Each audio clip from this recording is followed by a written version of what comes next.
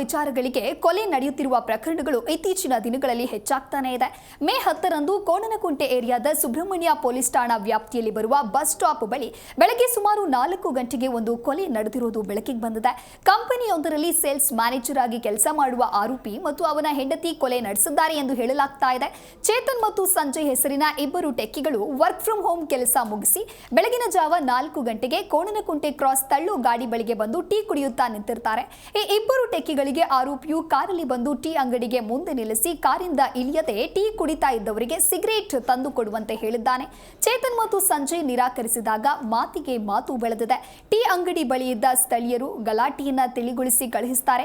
ನಂತರ ಟೆಕ್ಕಿಗಳು ತಮ್ಮ ಬೈಕ್ನಲ್ಲಿ ಅಲ್ಲಿಂದ ಹೊರಟಾಗ ಆರೋಪಿಯು ಕಾರನ್ನ ವೇಗವಾಗಿ ಓಡಿಸಿ ಟೆಕ್ಕಿಗಳು ಹೋಗ್ತಾ ಇದ್ದ ಬೈಕ್ಗೆ ಗುದ್ದಿದ್ದಾನೆ.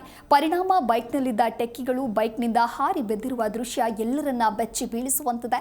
ಸಂಜಯ್ ಎಂಬಾತ ತೀವ್ರವಾಗಿ ಗಾಯಗೊಂಡಿದ್ದ 2 ದಿನಗಳ ಬಳಿಕ ಆಸ್ಪತ್ರೆಯಲ್ಲಿ ಕೊನೆಯುಸಿರೆಳೆದಿದ್ದಾರೆ.